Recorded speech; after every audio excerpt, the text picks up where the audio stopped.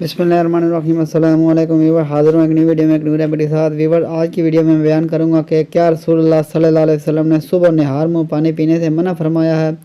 पानी से इलाज करने वालों के लिए एक इंतहाई हैरान कुन बात का तज़किरा आज की इस वीडियो में।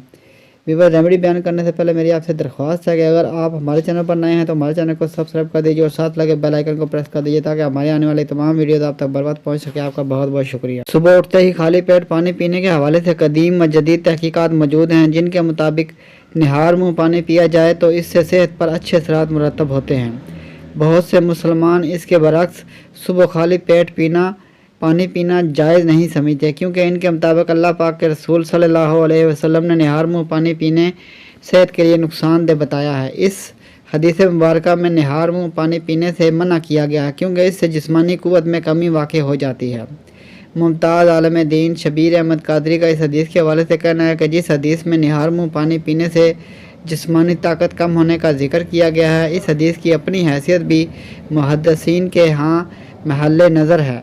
ये हदीस तिबरानी ने बयान की है कि हज़रत अबू सईद खदरी रज़ी अल्लाह ताला अन्हु ने से रवायत है कि नबी अक़दस सल्लल्लाहु अलैहि वसल्लम ने फरमाया, जिसने निहार मुँह पानी पिया उसकी ताकत कम हो गई।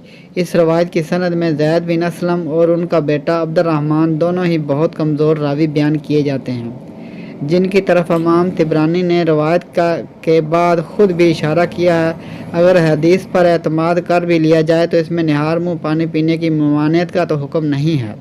एक तबसरा है, निहार मुँह पानी पीने वाला गुनहगार नहीं होता। अब तक के लिए इतना ही। मिलते हैं नेक्स्ट वीडियो में एक न्यू रेमेडी के साथ। वीडियो अच्छी लगे तो लाइक कीजिए, शेयर कीजिए और हमारे चैनल को सब्सक्राइब कर दीजिए और साथ लगे बेल आइकन को प्रेस कर दीजिए ताकि हमारे आने वाली तमाम वीडियोज़ आप तक बर वक्त पहुँच सकें। आपका बहुत बहुत शुक्रिया।